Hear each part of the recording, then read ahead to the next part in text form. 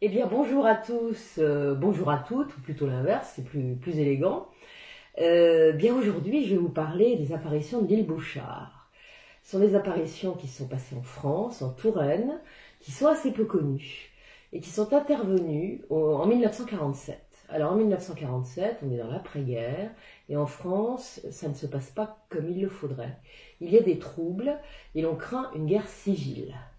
Et ce 8 décembre 1947, eh bien, il se trouve qu'une mystique bien connue, qui s'appelle Marthe Robin, va recevoir la visite du père Finet, qui est son directeur spirituel, son ami, et également l'homme qui va l'aider à la création des foyers, des fameux foyers de charité qui seront la mission de sa vie pour Marthe Robin.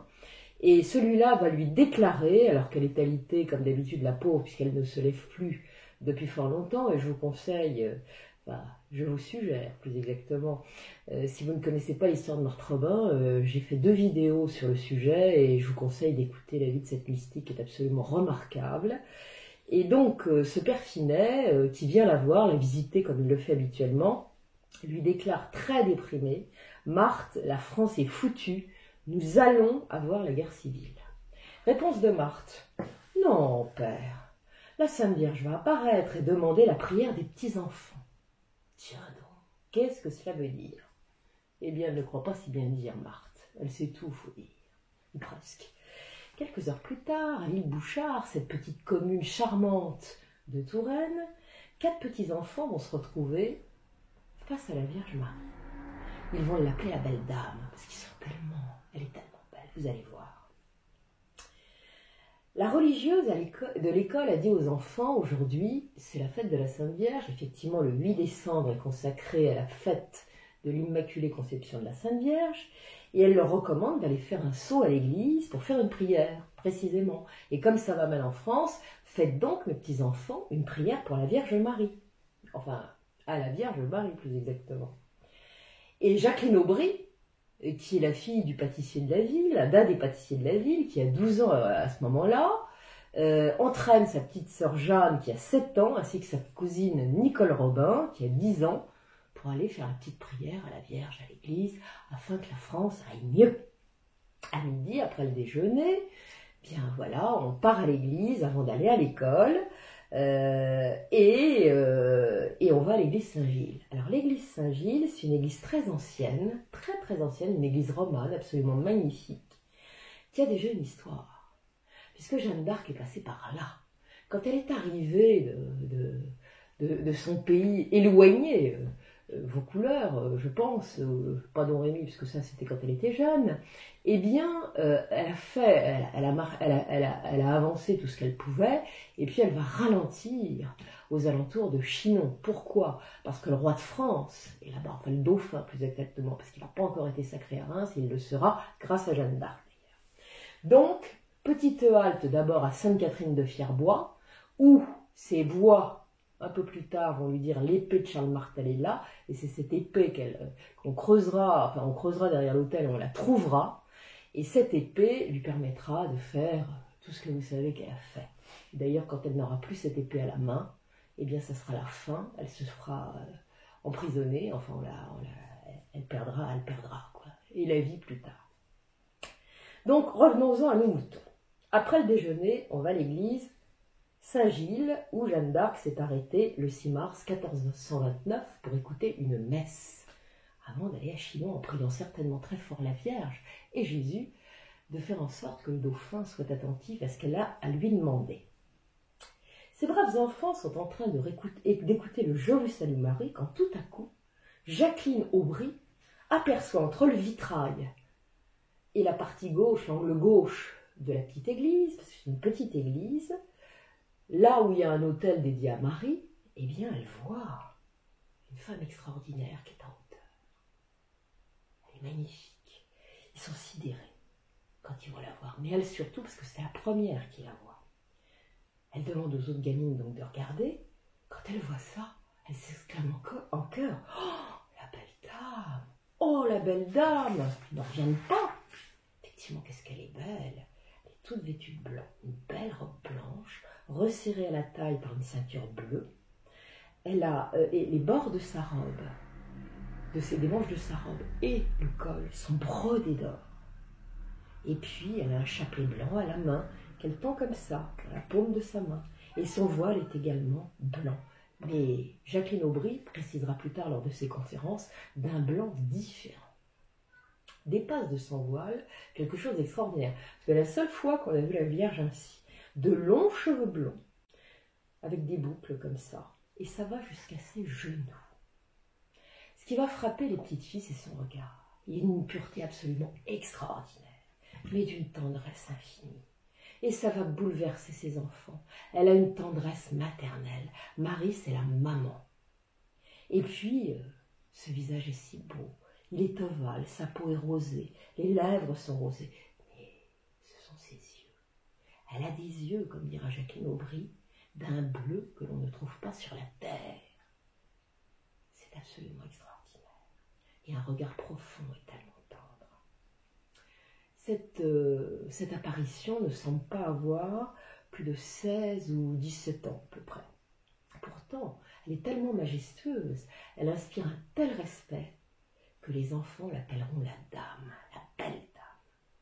Sous les pieds de la dame, il y a un support qui représente 5 roses, 5 belles roses d'ailleurs, et sur une banderole, là aussi est écrit « Ô Marie conçue sans péché, qui avons recours à vous, priez pour nous ». D'elle émanait des rayons d'or, une sorte d'aura, d'auréole, pas d'auréole, parce que c'est pas au-dessus de sa tête, c'est tout autour d'elle, hein, qui formait comme une grotte, vous voyez. Et cette grotte, vous pouvez la voir, mais on en reparlera. Elle les regarde en souriant. Et à ses côtés, il y a quelque chose d'exceptionnel, que l'on voit, je crois que c'est la seule fois où on a vu ça dans les apparitions mariales, il y a un ange. Il y a un ange agenouillé. Et cet ange est absolument magnifique. Lui aussi est tout vêtu de blanc, lui aussi est blond. Elles ne le verront que de profil, mais quand il tournera vraiment très légèrement la tête, elles verront également qu'il a des yeux bleus, enfin, un œil bleu en tout cas absolument magnifique, d'un bleu extraordinaire. Et puis surtout, ce qui va subjuguer les enfants, et surtout la plus petite, la plus jeune, c'est qu'il a des ailes magnifiques avec des petites plumes. Et chaque petite plume frémit. C'est pas l'aile qui frémit, c'est chaque petite plume. Il a la main posée sur le cœur, une main posée sur le cœur, et de l'autre, il tient un lys. Pas n'importe quel lys, un lys à 3 têtes. 3 têtes, c'est la Trinité, hein. Je pense que c'est tout à fait symbolique. L'ange, très curieusement, par rapport à la Vierge, qui est franchement humaine, est totalement auréolé, un immense halo de lumière, éblouissant. Il est brillant, cet ange. Il est brillant, lui-même, tout son corps est brillant. Et c'est absolument tellement beau que la petite sœur de Jacqueline est subjuguée, émerveillée. Elle crie « Oh, le beau ange !» Elle est vraiment « C'est tellement beau !» Alors là-dessus, évidemment, c'est incroyable. Elles sortent en courant dans la rue pour donner l'alerte. Il n'y a pas grand monde dans la rue. Finalement, elles vont voir une dame et une jeune fille. Et une petite fille, d'ailleurs, qui s'appelle Laura, qui est âgée de 8 ans. Et puis il y en a une autre qui est adolescente, qui a 15 ans, et cette dernière, elle viendra, mais elle ne verra pas. Puis elle a autre chose à penser, vous allez voir. Donc elle re-rentre dans l'église, parce que la dame qui passait là, elle avait autre chose à faire. La Vierge et l'ange sont toujours là. Et les petites filles sont éblouies par l'apparition. L'adolescente regarde, elle est presque effrayée, mais en fait, ce qui l'effraie, c'est de perdre du temps. C'est parce que on va à l'école, elle a peur de se faire gronder. C'est ça son problème, il n'y a rien d'autre. Hein. En tout cas, c'est absolument magnifique pour les autres. Et d'un seul coup, la Vierge et l'ange disparaissent dans une sorte de tourbillon de lumière dorée. Après ça, évidemment, elles vont courir à l'école. Elles vont courir à l'école d'abord parce qu'elles sont pas en avance, et puis elles vont arriver toutes excitées, Jacqueline Aubry et les autres vont dire « Oh, ma sœur, parce qu'il y a une sœur qui est là, oh là là, parce que c'est une école religieuse, oh là là, on a vu une belle dame dans l'église !» Et Jacqueline Aubry ajoute « C'est la Sainte Vierge. Je crois que c'est la Sainte Vierge. » La religieuse lève les bras au ciel. C'est vraiment pas possible de dire des choses pareilles, franchement. Ce jour-là, monsieur le curé est en visite à l'école. Jacqueline court dès qu'elle le voit, pour aller tout lui raconter. Lulu répond, écoute ma petite fille, je crois que tu vois trouble. Effectivement, la malheureuse est dotée de grosses lunettes et elle est myope comme une chaufferette. Alors elle va aller voir l'institutrice. L'institutrice, la religieuse institutrice, écoute, elle lui dit, mon enfant, je suis complètement folle ma fille. Allez, ça va. Mais Jacqueline n'en démord pas, il n'y a pas elle qui l'a vu, il n'y a pas qu'elle qui l'a vu, il y a les autres petites filles. Alors évidemment, la religieuse va dire à tout le monde, maintenant ça suffit. Vous vous taisez avec cette histoire, je ne veux jamais plus en entendre parler. Stop! Alors dans toutes les apparitions mariales, vous pouvez être sûr quand il y a des enfants, ce qui est la majorité des cas, regardez Fatima, quand les enfants, surtout Jacinta, quand elle a raconté à maman ce qui s'est passé, ça s'est très mal passé. On les traite de menteurs. Là c'est autre chose, on leur dit, chut, ça suffit, vous racontez des histoires. Donc, ça va pas très fort, mais les gamines, évidemment, parlent aux autres petites filles de la classe. Et elles vont aller voir à l'église, évidemment, pour certaines. Et puis, on va retourner à l'église aussi. Et lorsque... En fait, ce qui s'est passé, c'est que l'institutrice, qu'est-ce qu'elle va dire, la religieuse institutrice? Ça, c'est important, elle va leur dire, bah écoutez, si la dame est si belle que ça, hein, si ce que vous racontez n'est pas des histoires, si c'est la Sainte Vierge, eh ben, qu'est-ce que vous faites là? Vous devriez retourner à l'église. Ni une ni deux, tout le monde y retourne. C'est après que les autres filles de la classe iront voir. En attendant, les 3 petites filles vont retourner à l'église. Et quand elles arrivent dans cette église, que voient-elles? La Vierge, qui est toujours là, la belle dame, et l'ange. La Vierge leur fait signe d'approcher. Venez donc. Donc, immédiatement, les enfants approchent, ils s'agenouillent. Regarde cette dame qui est si belle. Et aussitôt, il voit qu'elle est triste. Elle a une impression de tristesse absolue. Et elle va leur dire, dites aux petits-enfants de prier pour la France, car elle en a grand besoin. Elle dira alors, je suis votre maman du ciel. L'ange également va se présenter. On va entendre le son de sa voix, une voix assez douce et perchée. Il dira être l'ange Gabriel. Ben, évidemment, l'ange d'Ulysse, quand il y a eu l'Annonciation et qui est venu dire à la Sainte Vierge qu'elle allait attendre un heureux événement qui ne serait pas n'importe quel événement, il lui a offert un lys. Il avait un très beau lys blanc. Donc là, effectivement, quand l'ange Gabriel apparaît, il est toujours avec son lys, et quand il est sur toutes les toiles, notamment celles de la Renaissance qui sont magnifiques, il y a toujours le beau lys. Suite à cela, la Vierge va leur demander ensuite de donner leurs mains à embrasser. Jacqueline est quand même une grande fille, mais elle est assez haute de taille, mais la Vierge, elle est en hauteur. Et donc, Jacqueline, elle y arrive. Mais pour ce qui est petite, c'est très très haut, la Vierge. Qu'à cela ne tienne, Jacqueline les attrape. Mais elle va être surprise. Elle décolle, c'est comme si elle n'avait pas de poids. Incroyable. Aucune difficulté à les soulever très haut. Et ce qui sera absolument magnifique, c'est qu'à l'endroit où la Vierge a embrassé, eh bien, il y aura un petit halo lumineux après, qu'elles iront montrer. Là-dessus, la Vierge va leur dire, écoutez mes enfants, vous allez revenir demain à 17h, et vous allez revenir aujourd'hui à 17h, et demain, et ensuite, qu'est-ce qu'on voit? Disparition dans un nuage d'or. À 17h, on doit revenir. Mais il y a quelque chose qui est prévu, car c'est la fête de l'Immaculée Conception, la fête de la Sainte Vierge. Donc il y a des gens qui doivent venir là, le curé aussi doit faire quelque chose, doit rendre une sorte d'office, et d'hommage à la Vierge, d'hommage à la Vierge. Donc les enfants qui ont vu s'y rendent avec d'autres enfants, des religieuses institutrices et quelques personnes. Nicole ne vient pas, la petite cousine ne vient pas parce qu'elle a dû rentrer chez elle. C'est une fille de paysan, ça n'habite pas à côté, donc elle ne peut pas venir. Dès que les petites entrent dans l'église Saint-Gilles, elles voient tout de suite sur la gauche de la nef la Sainte Vierge. Et la Sainte Vierge qui leur fait signe d'approcher. Aussitôt elles y vont.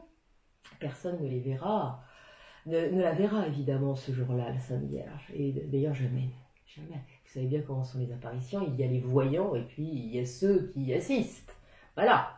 Et là, c'est un peu gênant parce que la Vierge est juste... il y a le curé qui est juste devant. Donc, mais enfin, elles vont quand même aller jusque-là. Et elles vont la revoir pour la 3e fois ce jour-là, la Sainte Vierge. Et donc, c'est absolument la béatitude. Et également, pour ceux qui sont là, le curé et les autres, des questionnements.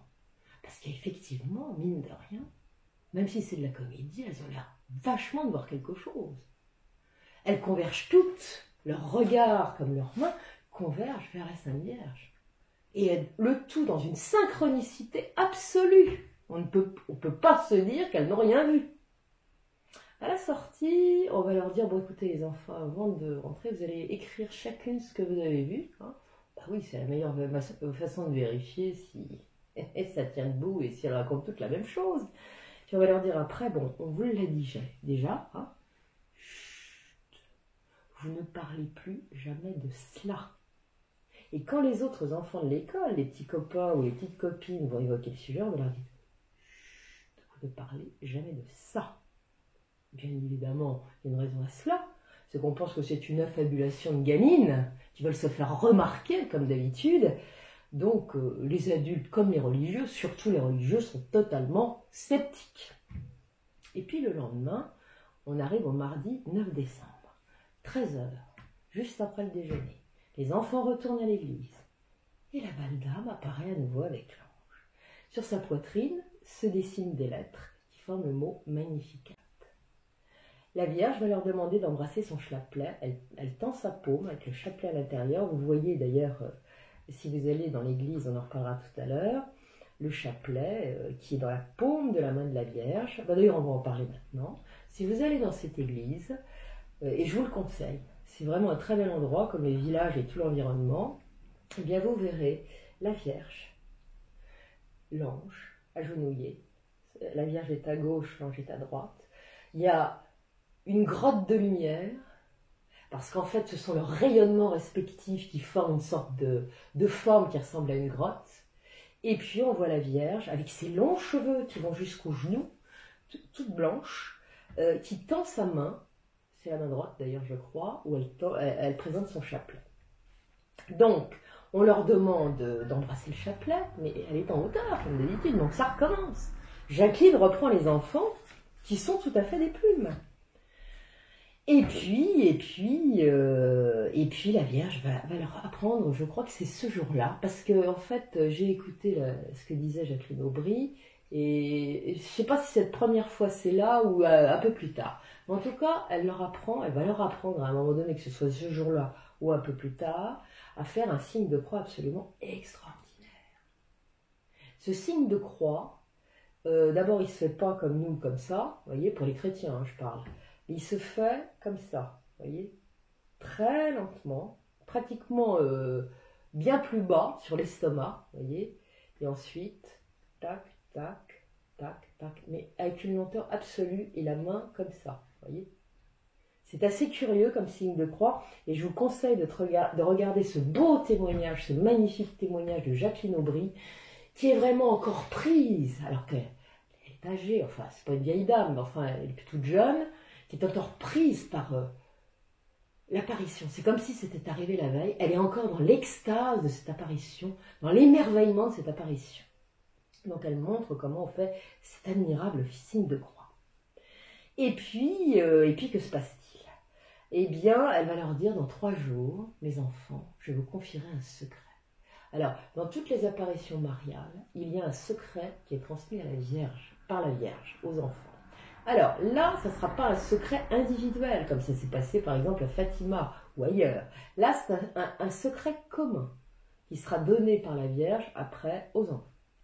Et puis, elle va leur dire, vous revenez demain vers 14h avec monsieur le curé, et puis ramenez les enfants et la foule. Le curé dit, ça ne va pas la tête quand il apprend ça. Il a beau se dire, bon, il y a peut-être quelque chose, mais là, il ne faut pas exagérer. Donc il n'y en a pas de question. Et elle va dire, la petite Jacqueline aussi au curé, bah, vous savez, la belle dame, elle nous a demandé de vous demander de construire une grotte tout dorée avec la Vierge et l'ange. Et elle a dit, monsieur le curé, vous savez, quand vous aurez construit cette grotte, eh bien elle a dit qu'elle viendrait la bénir. Donc la Vierge, ce jour-là, a demandé à ce qu'on récite une dizaine de chapelets, ce qui sera fait. Et après le départ de la Vierge, comme d'habitude, on a eu le beau nuage de poussière d'or. Et Jacqueline Aubry précisera qu'il y avait comme une petite boule d'argent qui subsistait après que tout le monde soit disparu. Donc ça, voilà. Et puis vers 17h, on y retourne. Et la surprise, dans l'église, eh bien, il y a quelques personnes qui sont là. Elles ont été prévenues certainement par la dame qui n'avait pas pu venir, et puis il y a eu le bouche à oreille. Donc il y a quelques enfants qui sont là. Et puis voilà. Et puis on arrive au lendemain, 10 décembre à 13h. Et la belle dame est au rendez-vous. Et elle demande cette entrée en matière qui est le baiser sur la main. Et ils vont tous le faire. Et Jacqueline va soulever les autres enfants. Et là, il y a du monde ce jour-là. Beaucoup de monde. Tout le monde va voir. Et va voir ce qui se passe à un endroit bien précis. Et certains diront qu'ils ont senti la présence de la Vierge Marie. Et ce jour-là, Jacqueline Aubry, c'est sa mère qui le lui souffle, elle va demander à la Vierge de faire un miracle. Ah oui, c'est pour faire croire, pour faire comprendre qu'elle est bienvenue. Et oui, il n'y a pas mieux qu'un miracle. Hein. La Vierge va répondre très doucement et gentiment qu'elle n'est pas venue pour cela. Mais par contre, elle demande de prier pour la France. Et à l'adresse de Jacqueline, elle va lui dire « Vous n'aurez plus besoin de porter de lunettes dès demain, dès le lendemain. » Bon, Jacqueline, comme je l'ai dit, terriblement myope, avec des gros verres, des grosses lunettes à gros verres, ce qui fait que ça lui attire parfois les colibets des autres enfants. Et en plus, la pauvre enfant souffre d'une conjonctivite purulente, qui fait que le matin, elle a les yeux collés, complètement collés, et que sa maman, pour qu'elle puisse les ouvrir, est obligée, avec un linge mouillé, un peu chaud, imbibé d'eau de tilleul, de lui décoller les yeux, si bien que la pauvre le dira, à cette époque, je n'avais même plus de cils, tellement, quand à chaque fois qu'on me décollait les yeux, tout partait. C'est horrible. Et donc, ce même jour, c'est là que le secret va être confié. Alors, un secret étant un secret,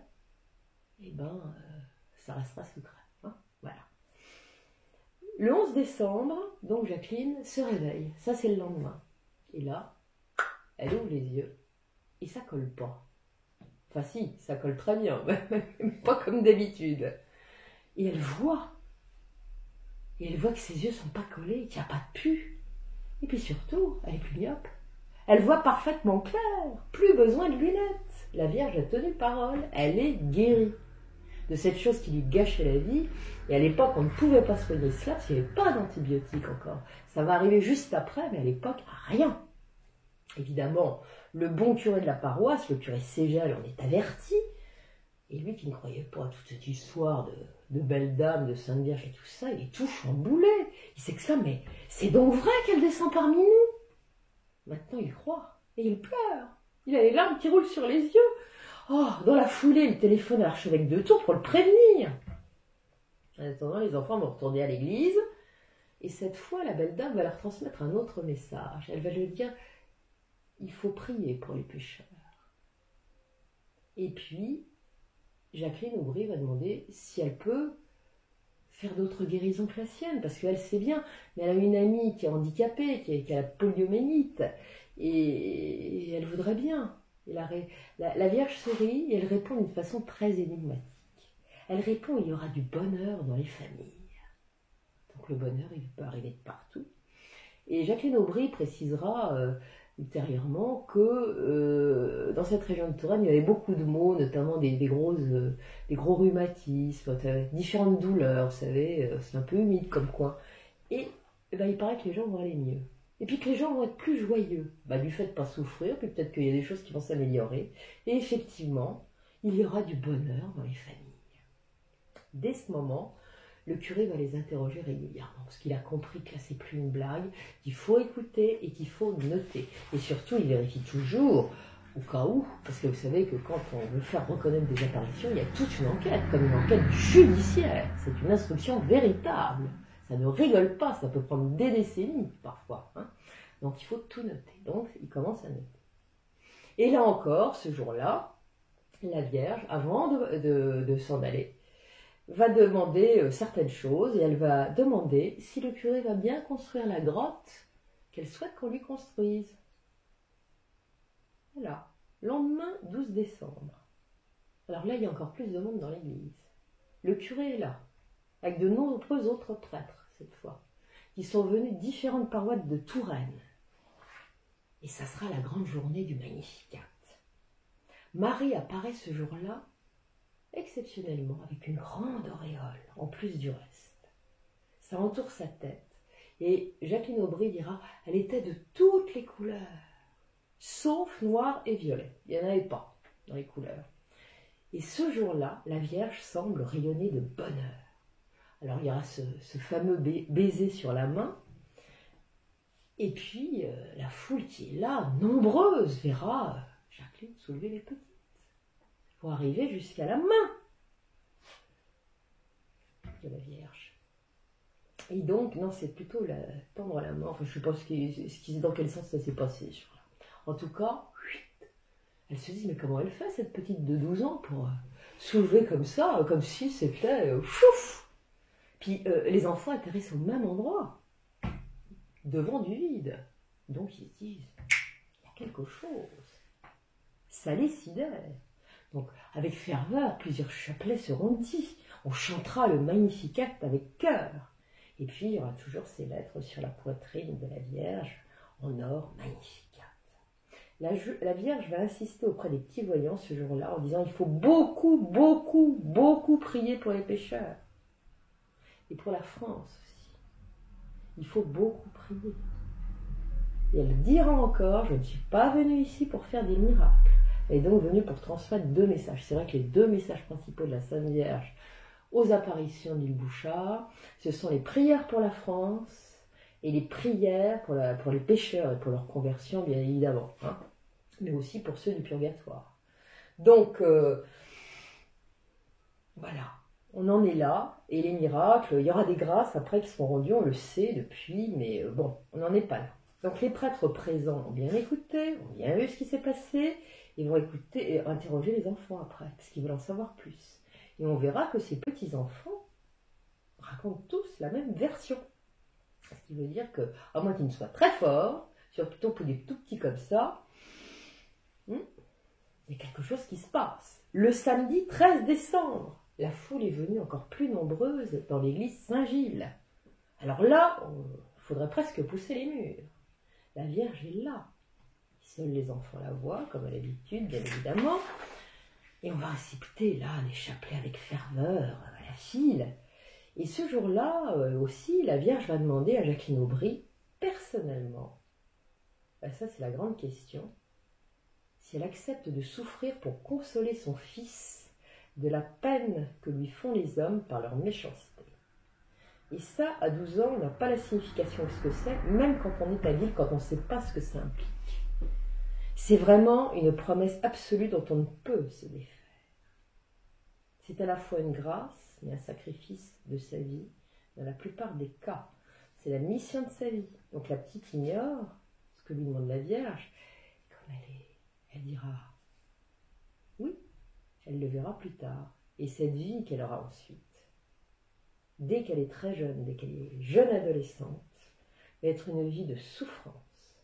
Une vie d'attaque constante de Satan, de personnes que je qualifierais sur cette terre d'attachées à son service, ou du moins sous son influence, un vrai calvaire latent.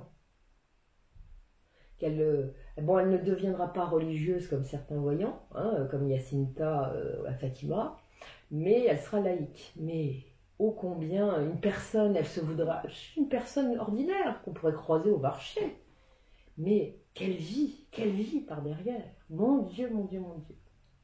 En tout cas, elle dira plus tard, je ne pouvais pas refuser. Mais quand bien même elle aurait su ce qu'elle allait vivre, dans ces cas-là, je pense qu'on accepte, et je pense que Jacqueline Aubry, de toute évidence, aura accepté de dire oui. Et puis vient le dernier jour des apparitions. L'ultime, 14 décembre. D'habitude, la Vierge n'apparaît qu'une dizaine de minutes. Et là, ça sera 35 minutes que ça va durer.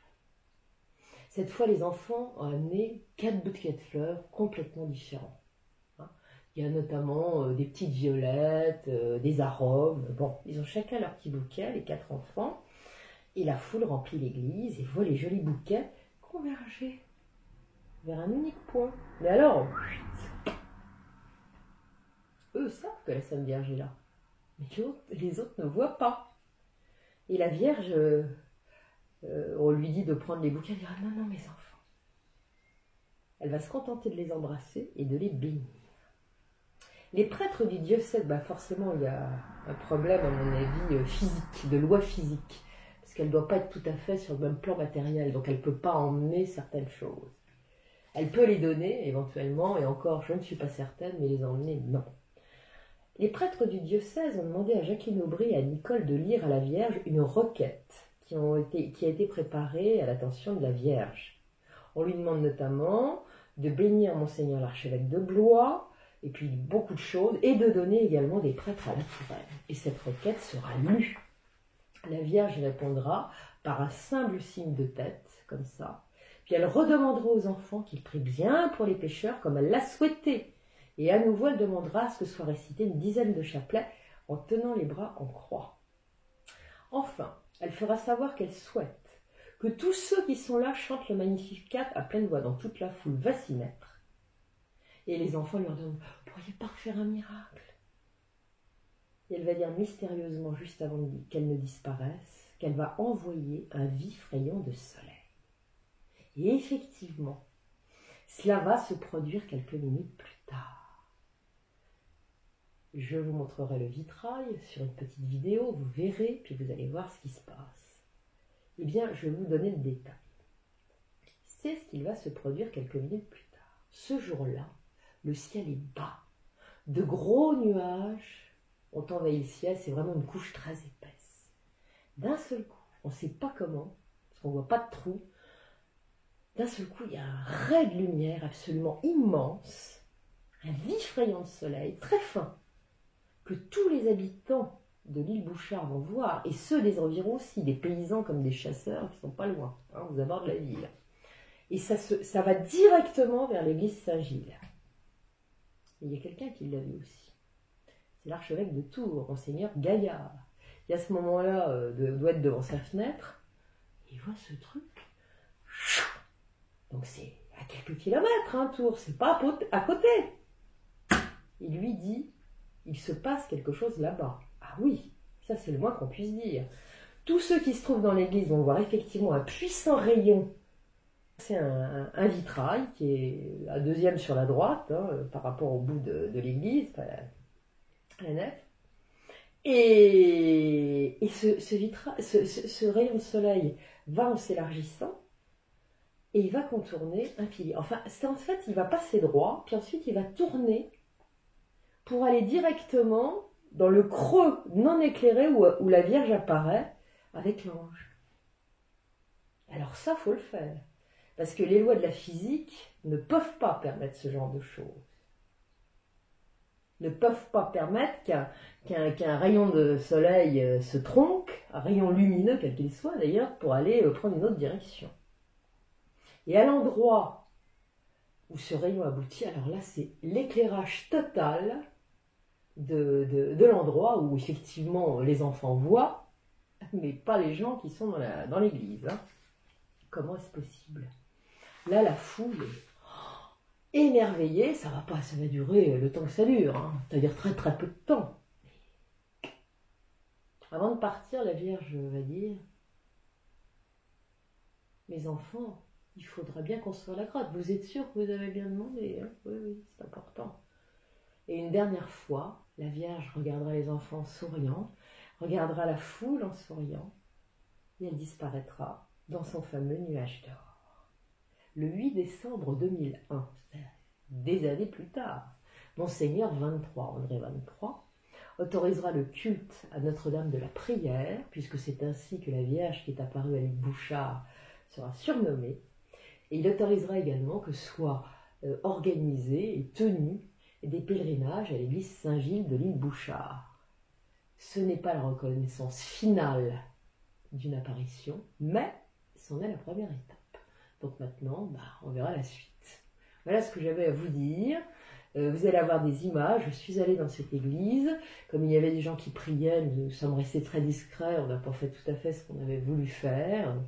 Mais voilà, vous aurez quelques images de moi qui vous expliquent brièvement et très doucement pour que le silence de l'église soit respecté, quelques petits détails qui vous feront voir ce qu'est cette église et ce qui s'est passé. Vous verrez aussi l'extérieur par où le rayon est arrivé. Voilà ce que j'avais à vous dire. J'espère que cette belle histoire vous a plu. Ça n'est pas une histoire, ça n'est pas un conte, même si je suis une conteuse. C'est une apparition mariale importante pour la France, et je dirais même, et comme disait Marthe Robin qui voyait loin, concernant la France, vous devriez relire Marthe Robin aussi ce qu'elle a dit, et écouter en tout cas ce que j'avais dit sur d'autres vidéos, ce qu'il se passe en ce moment, et elles ont vu loin. Priez pour la France, parce qu'on a quand même quelques soucis en ce moment. Si vous êtes croyant, et même si vous ne l'êtes pas, on ne sait jamais. Voilà ce que j'avais à vous dire. Je vous souhaite une belle soirée, une belle journée, ce que vous voulez, et de la joie et du bonheur. À bientôt.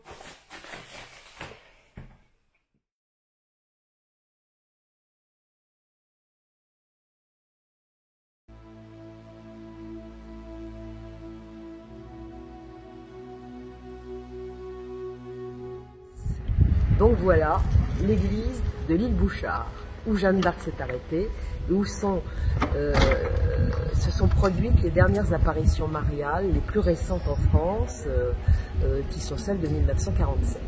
Voilà.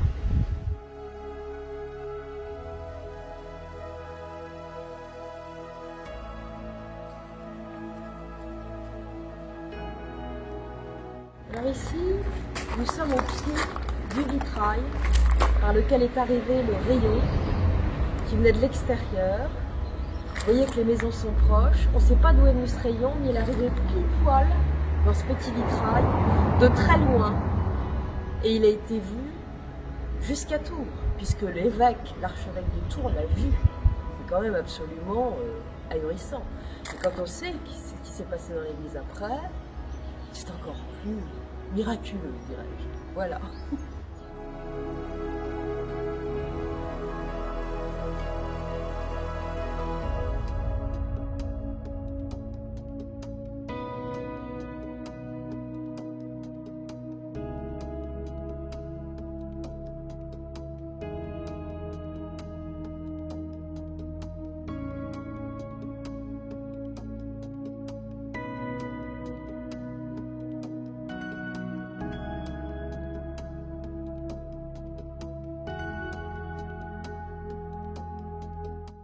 Voilà, c'est par ce vitrail que le rayon de lumière est arrivé.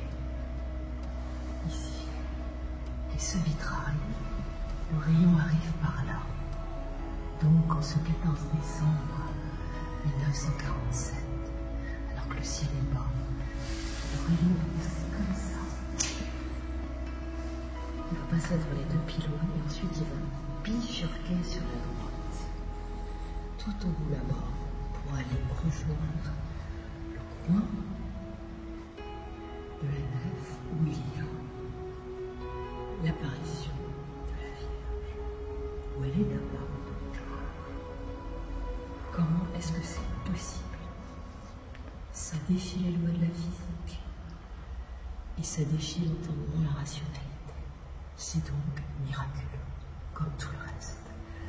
Dans toutes ces apparitions mariales, il y a toujours un phénomène solaire. Et l'île Bouchard ne fait pas exception. Voilà.